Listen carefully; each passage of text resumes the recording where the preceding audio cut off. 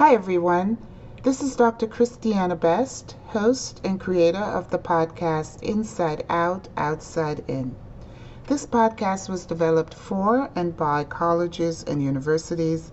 It is guided by the themes of diversity, inclusion, and equity.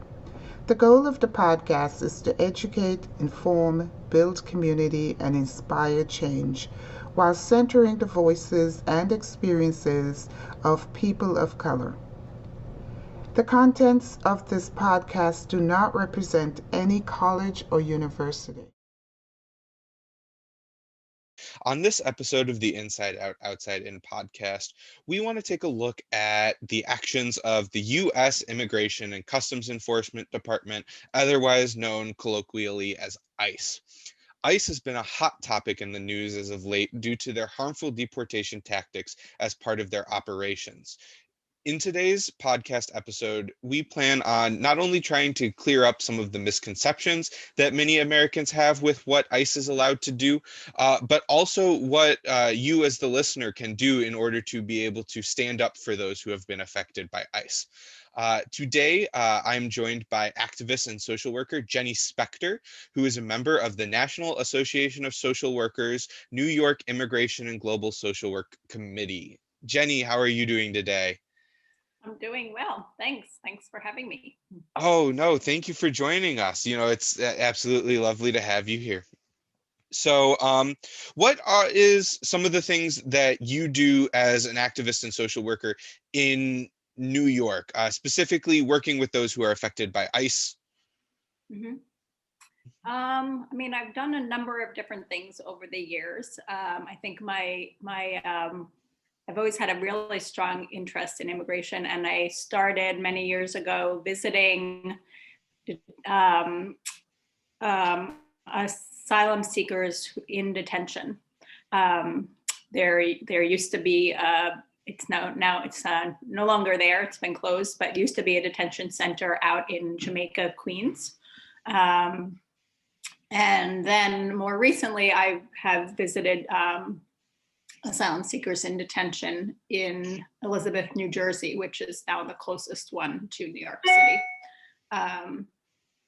And I have done other things I think it was not last summer, the previous summer, or maybe spring. There was this large effort brought together in Sunset Park, the Sunset Park Ice Watch, in reaction to the major crackdown by ICE around the country, but specifically there where there's a really large immigrant population. Mm-hmm. So we go out very early in the morning at 5 a.m. and just kind of walk the streets just to see if we saw any ICE activity, giving out flyers, Know Your Rights flyers, putting them up in stores to let people know what their rights are. If they are approached by ICE, if they see ICE, if ICE comes to their door. And then more recently, I moved, and I'm in Fort Greene in Brooklyn, and I've sort of started a small group of ICE Watch here in Fort Greene. Oh, yeah, that's really fantastic. Yeah. It's good to hear that you're doing all of the advocacy work right now, especially in New York City, because it's something that's so important to have, because a lot of undocumented immigrants live in fear because of the actions of ICE that's happening right now, up until sort of like the Biden administration came into place. But a lot of people in America have heard about ICE as this agency that deports immigrants, that goes around and harasses them even sometimes.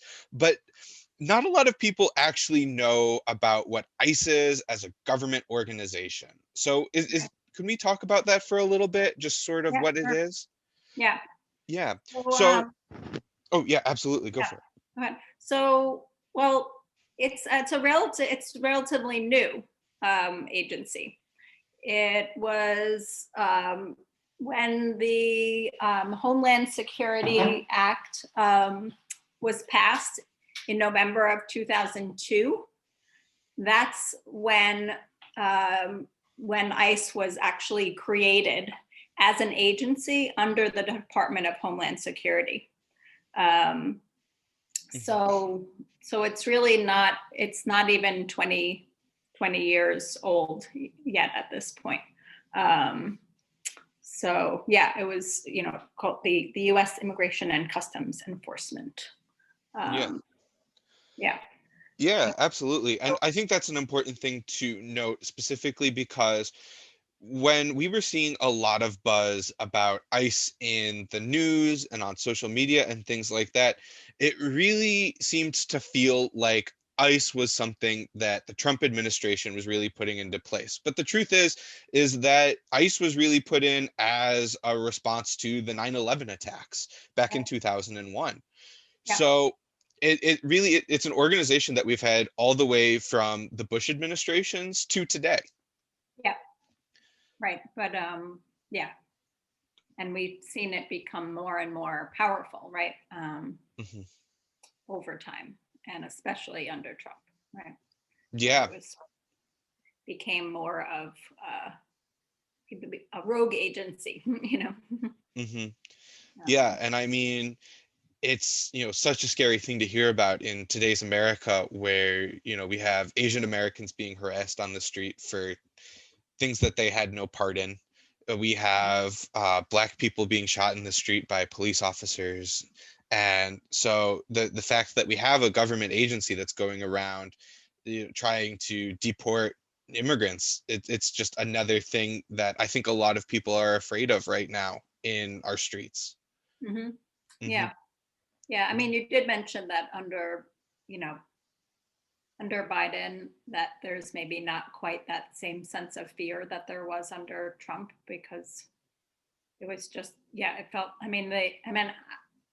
think ICE officers definitely felt it and took advantage of that, but that they were given full reign, right, under Trump. And that the idea was that, Biden coming into office, that would really get reversed a lot. I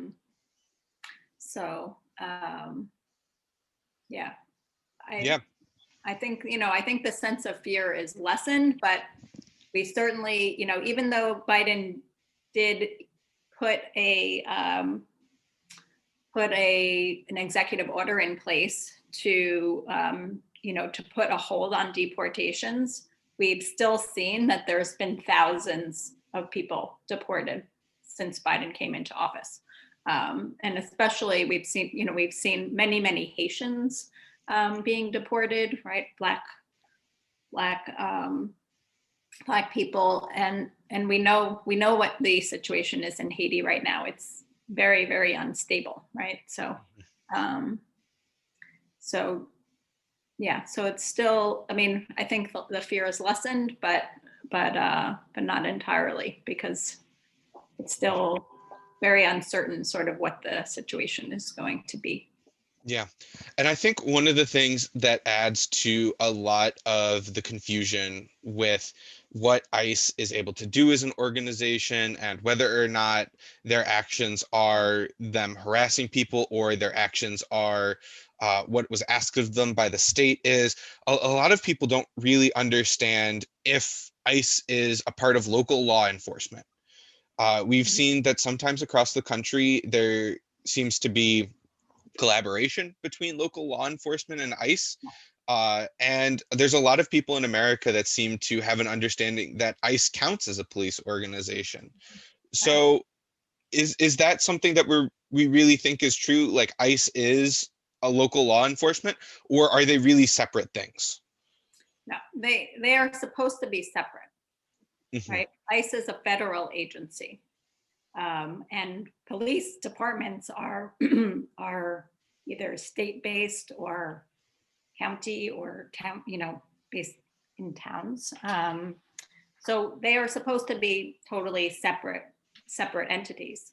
But in some places, police departments or states cooperate much more with ICE.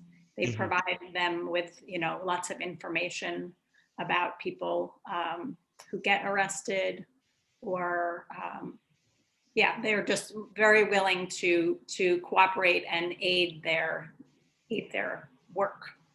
Yeah. Right. But here in New York City, we call ourselves a sanctuary city, right? It's a place where immigrants can feel safe. But we certainly haven't lived up to that entirely, right? But there is a lot less cooperation with ICE, with the police, and among the police in the city, with ICE here in the city, and they have mostly just shared information when there's somebody who's arrested who's has a prior record, or is seen to be as dangerous, or Yeah. um, but That was my understanding as well. It's a very, it can seem very fuzzy, right? Because in those places where there's a lot of cooperation, then people aren't clear. And especially because we've seen, plenty of instances here in New York where I am, and definitely in lots of other places, where ICE pretends to be police, right? Like they have on their jacket, it will just say police. So who wouldn't be confused by that, right? And that's a real issue, is that they're really not legally allowed to be identifying themselves as, just saying police when they come to the door, right? Because they're not the local police, because that's what somebody would think, right? And I think that's something that really needs to be noted, because when the police are coming to your door, they could be coming there for any number of things. Like, maybe there's a party down the street and they're trying to figure out what's going on, right? Or maybe they're investigating a situation, or they're asking for information and things like that. But when ICE is coming to your door, they're looking for one thing in specific. They're looking for immigrants that they think need to be deported. Right. So there's it, by saying that they're just police, how many people would open their doors thinking that, oh, it's just the police coming by to check on the neighborhood, or, oh, something happened on the street. I wonder if the police are gathering information, but then it's ICE agents coming to enact a subpoena. Right. Well, or maybe not. Oftentimes they don't even have, right, the proper paperwork or documentation that they legally need to have. But the other thing is that it's not even, not sort of like, oh, the police just come to your door. They don't come to your door at normal times of the day, right? They come in the middle of, they come late at night. They come early in the morning before it's light out, right? They don't want to be seen. They want their activity to be totally under the radar. This being ICE officers, right? Yeah. So it's not like a friendly knock at the door by the police, like just checking to see what's going on, right? This is intentionally, made to be like very secret, right? So that they can do their very dirty work without people knowing about it. Yeah. So, and also just to mention that they not only they come, they misrepresent themselves, but they also will wear things from under Trump specifically, when it was really getting very bad, they were ICE was also collaborating with other sort of federal law enforcement agencies, and they would kind of use them to do their enforcement also. And most times, a lot of times, they would refuse to identify themselves. So, yeah. Absolutely. So when we're looking at how ICE is really operating, it seems to depend very much on the state or the locale that you're in. Big cities like New York and Chicago, they tend to have a lot less power than areas like rural Nebraska, certain parts of Texas, things like that. Right. Yeah. And we can see that a lot in their partnerships. There's actually a spot on the ICE website that you can go to where you can see all of the different police organizations that are partnering with ICE, either to act as temporary holding facilities or as informants. Right. Yeah. Yeah. If we wanted to get into holding, places where people are held once they are detained by ICE, then and we can talk about that and states collaboration with ICE Oh, in that way, right? yeah.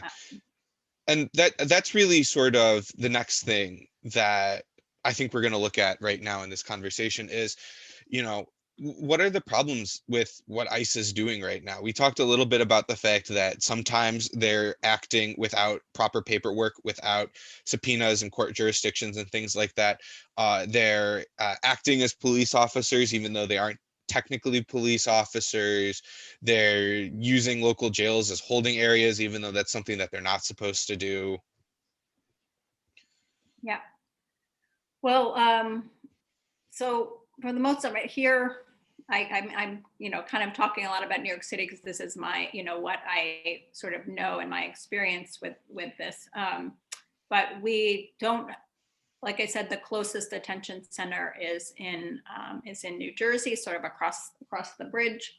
And then New Jersey allows many of their county jails to be used for ICE detention, right? Which has been incredibly controversial. In fact, this past winter, I think it was in Hudson County in New Jersey, the county legislature had made a promise, I think about 2 years ago, that they were going to be ending their contract with ICE, that they weren't going to be allowing their county jails to be used for, to allow the beds to be used for ICE detention. And then they reversed that decision after a many hours hearing, or where many people spoke in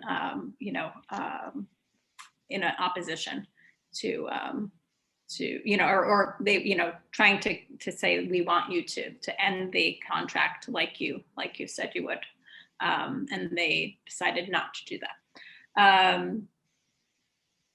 So it's very controversial. We don't have any place in New York State close to the city, but up in Orange County, which is where I'm actually from, that county jail is used for ICE detention. So there are counties in New York that are cooperating also with ICE in that way, and certainly across the country. And their reason for doing it is money, right? Mm-hmm. They can make a whole lot of money per day by having somebody fill up that bed, right? Mm-hmm. In their jails. Yeah. So. And that's a huge part of this that I think a lot of people in America don't consider, is the cost that is happening with American money of engaging in these deportation tactics. So ICE, when they collaborate with police officers, there's money going into their local office as sort of retribution. But on top of that, deporting people from America isn't free. It costs money, because in the detention process, we're feeding the people who are detained. We have to pay in order to get them onto the planes or boats or whatever ICE is using in order to send them out of here. We have to pay the wardens, the people keeping track of the people in detention. So this soaks up a lot of taxpayer money that could be used on other things, and especially could have been used on other things during this COVID pandemic. That money could have been used in order to help with COVID relief plans, mm-hmm. But by putting it into this program, theoretically, maybe this might have an effect on the economy way later on down the line, but it has a direct and immediate cost with using American taxpayer money. Yeah, absolutely. I looked up some numbers just in preparation for this conversation, and the most recent numbers I could find were 2000 from 2018. So it's probably gone up because all costs go up.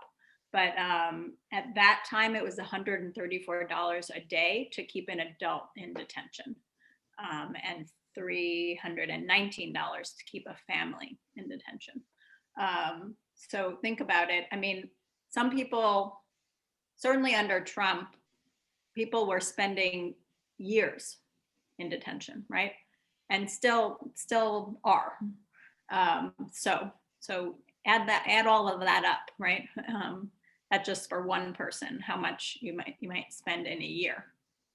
And they definitely people who are spending multiple years in detention for absolutely no good reason, right? Mm-hmm. Yeah. Yeah. And when we're talking about these detention centers, we're not talking about, the nice, in-state county jails or anything like that. We're not even talking about the nicest areas of jails. We're talking about, a lot of places which have already been kind of run down. We're talking about pretty inhumane holding situations. There's a lot of talk about children being kept in cages during the deportation process and things like that. Yeah. Yeah, so so the children is a whole separate thing. Mhm. They don't fall under ICE, Mm. right? Right, it's under the Office of Refugee Resettlement, like when they're coming across the border. But for adults, it's certainly like the detention center I visited in Elizabeth is there aren't actually cells. They just have big open rooms, right? Mhm. And so there's absolutely no privacy, right? Everything is out in the open.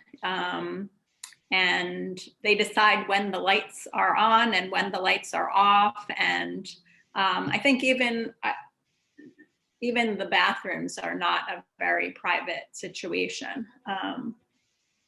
So there's certainly a lot of depression. And when I mentioned that I used to go out to Jamaica to the other detention center that's no longer there, and there was a hunger strike at that one, and then the asylum seeker who I was visiting, who was from Egypt, he was actually a medical student who had decided to leave his studies behind. He wound up trying to kill himself because he was so distraught at the situation that he was in, or that he was forced to be in. And hunger strikes have been happening also in New Jersey, because like I said, there's a number of counties that allow their jails to be used. And under COVID, things have gotten even worse, right? Just think about what it would be like to be in that kind of setting during COVID, right? Mhm. Where you don't have what you need to keep yourself safe, right? On top of the already terrible situation of being isolated, being away from your family, being away from anybody who you know, because you want to have a safe and better life here, right? Yeah. So. Yeah. So for these people who are being affected by ICE, what resources are available for them? Because they're not getting support from the state because they're not US citizens. But what do they have available to them that may be able to help them through this situation? Mm-hmm. So, the truth is there's not a lot. The organization that I volunteered with when I would go to visit asylum seekers is called First Friends of New York and New Jersey, or New Jersey and New York. And they're a really bare bones organization. I think they're based in Elizabeth now, or nearby. But yeah, they're kind of operating on a shoestring and working really hard to do whatever they can to support people while they're in the detention centers. They, provide a sort of hotline number that they can call. They try to help them so that they'll be able to contact their family members if they can. And also to be, try to be some like eyes in the detention center to see what the conditions are. Are they, if they're having medical issues, are they being addressed? Do they need glasses? Do they, or what's really happening there? And are their rights being violated? And that's what we would do also as visitors is, not to be eyes, and also obviously to just be a supportive person, a friend, right? We were very discouraged from, trying to act like they're lawyers or get involved necessarily in their legal cases. But yeah, just to be a support person, because for many of them, they don't have anybody here who's going to be like coming to see them, besides maybe their lawyer. Yeah. Yeah. And that's one of the things that's very lucky about New York, is that there is a number of law organizations that are there offering aid to people who are either potentially being deported by ICE or are being deported by ICE. Yeah.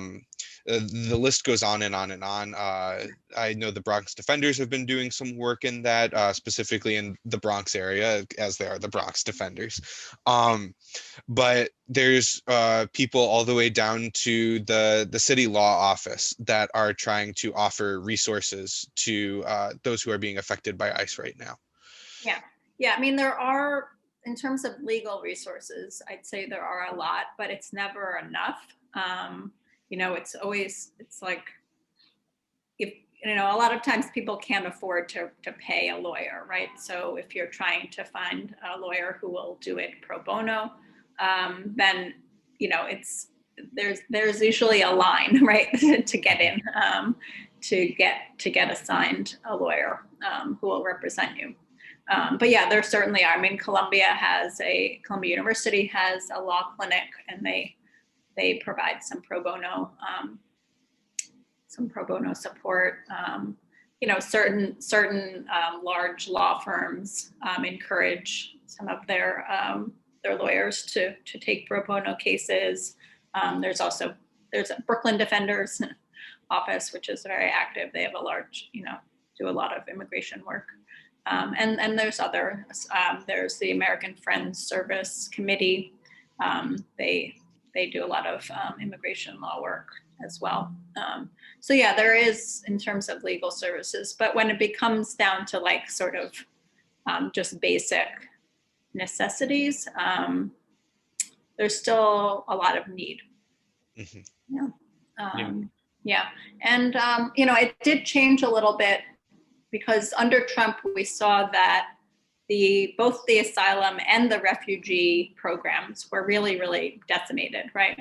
But so when the refugee resettlement agencies were not getting any refugees in, then they started to shift to work more with asylum seekers than they had before. So there's, because asylum seekers are not, they're not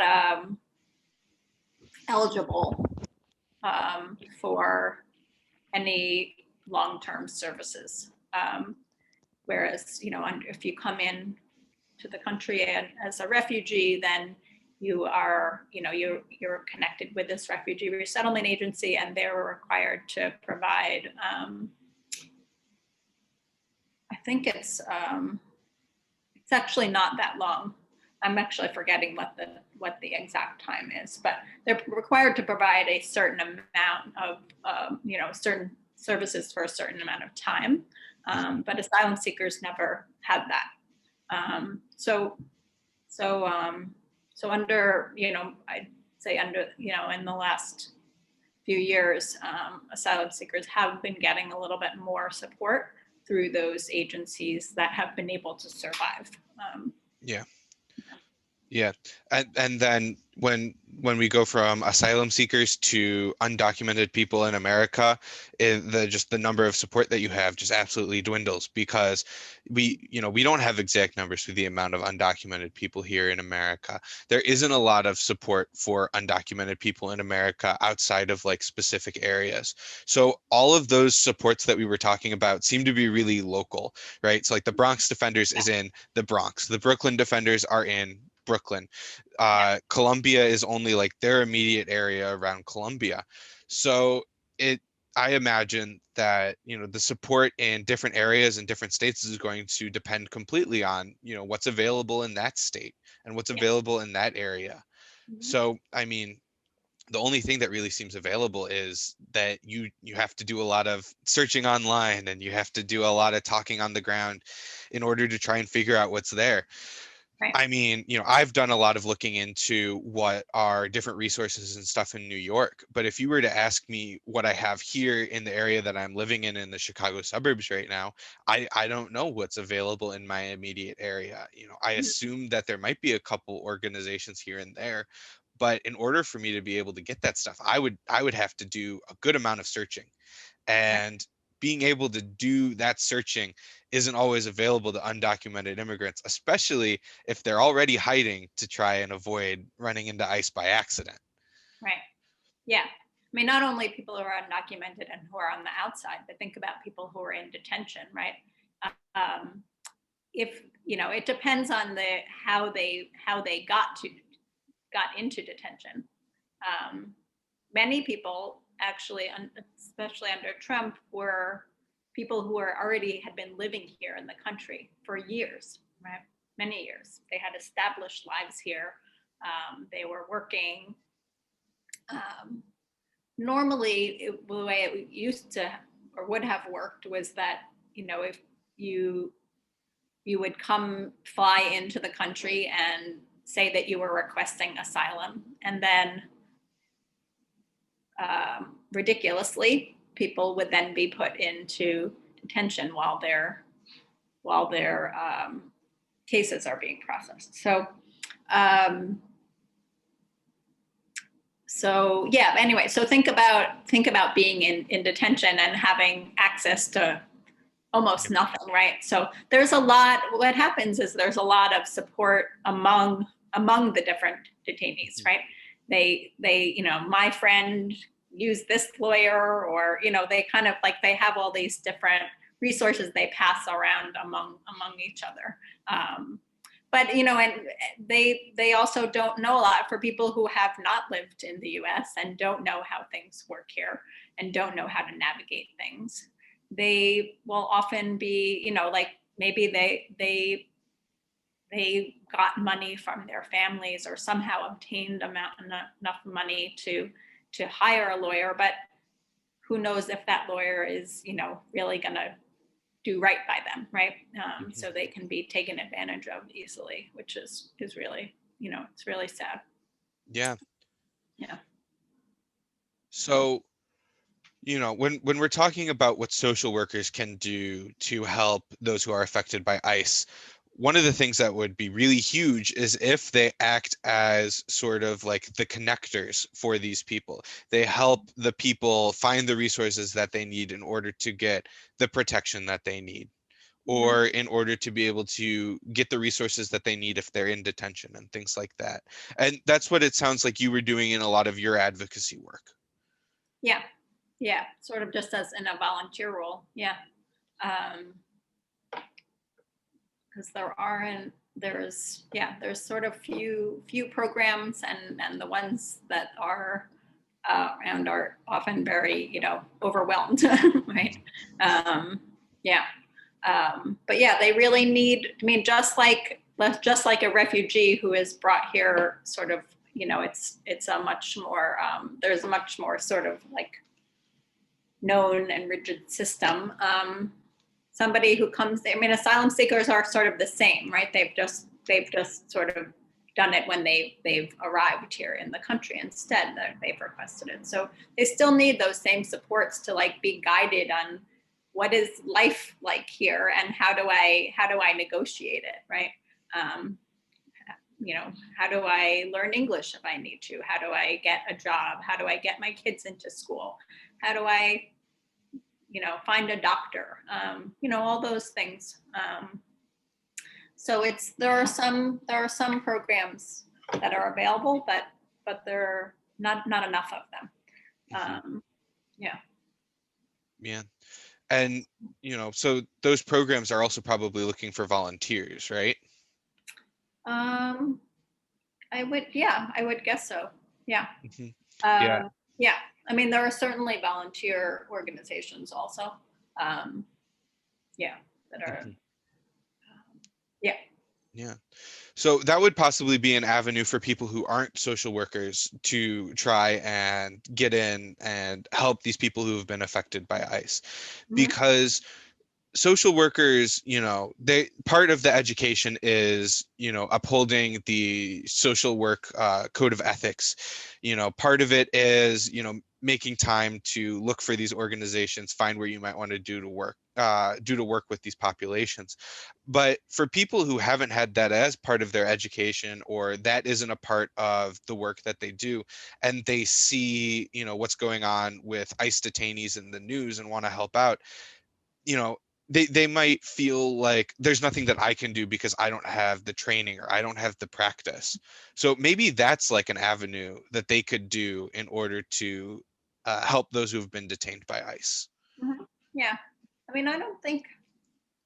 I mean, certainly there's a lot to know about this whole area, right? That I've learned over time, but really it's just about being, you know, being human, right? And being, you know, having humanity and seeing that somebody has needs and you can help them with those needs, right? And that's what it really takes. I mean, I'm also part of this refugee task force that's based at a synagogue here in Brooklyn, and none of those. We've done actually a lot of direct service with people who have been impacted, and none of the people involved are trained, right? They're just, you know, want to help in any way that they can, right? With people who are in, you know, really sort of dire situations. Yeah, in fact, I have a friend who started an organization that's called Ruth's Refuge. It's the only organization here in New York City to help provide furniture and other household goods for asylees once they actually get asylum, and for refugees once they're getting their first apartment here in New York, and help get them set up, you know. So there's all kinds of, you know, all kinds of needs and things that you can do. Yeah.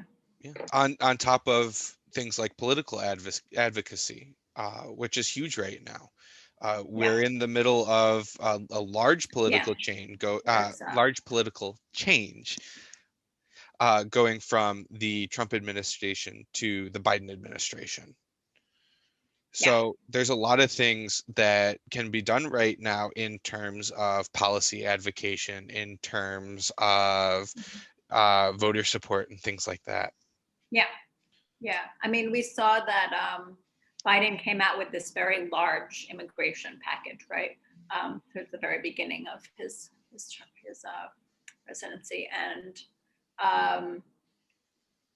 but with the sort of mostly the Senate as it is, it doesn't have much hope of getting through in its entirety as a full package. So we're seeing that different bills are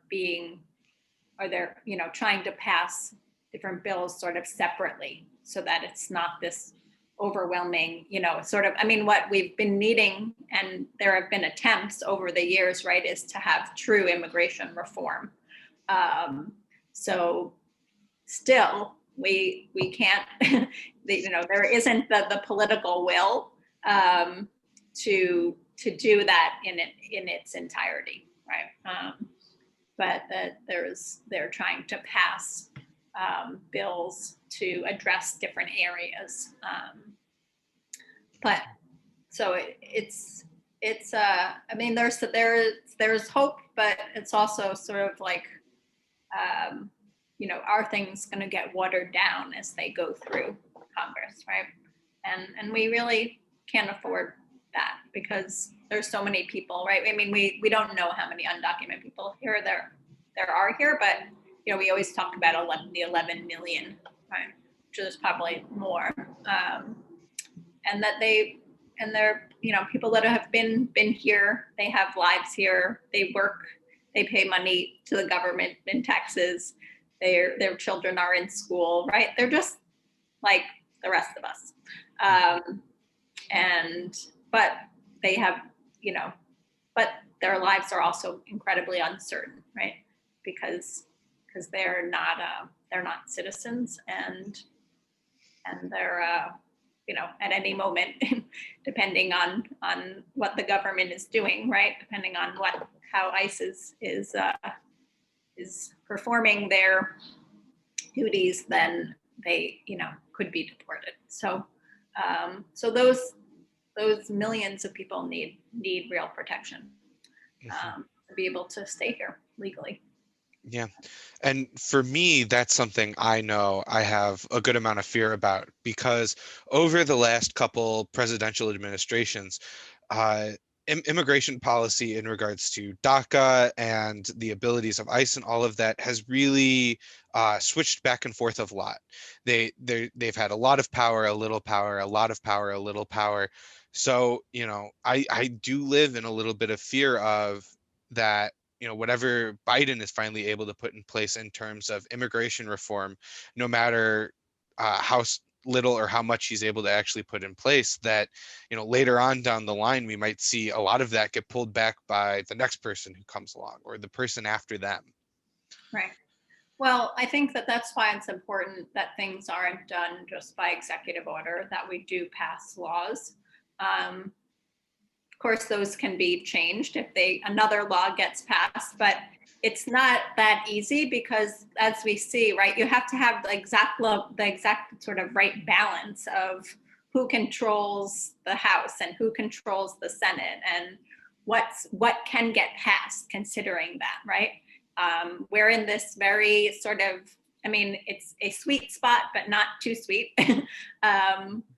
where we have the potential to get things passed, and we have to take this opportunity while we have it.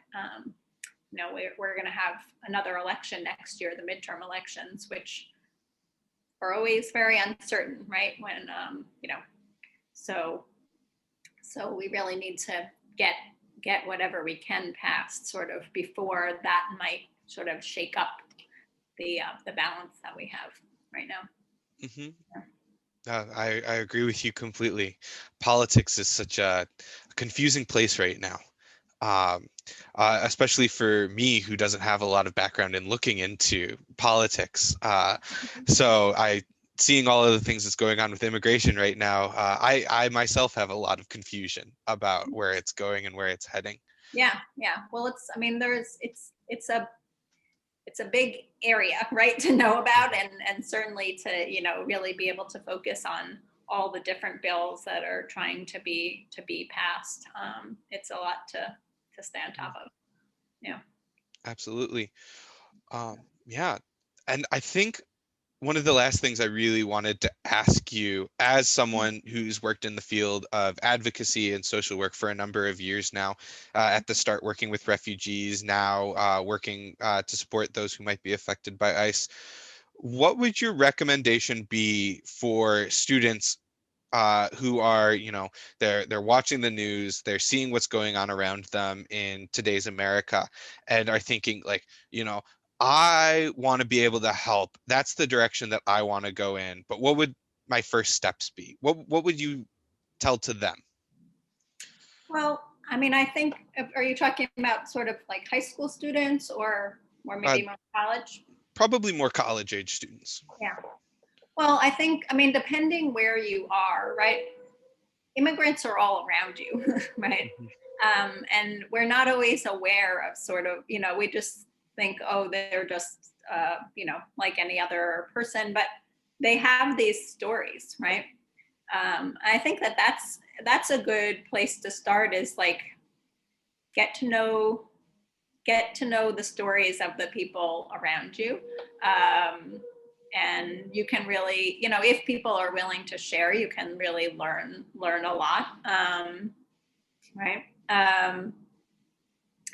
But then there's certainly, there's all kinds of organizations that, like you were saying, people need volunteers, right? So even if you, can just give a little bit of time. I mean, that's how I learned all of that I have, is just sort of,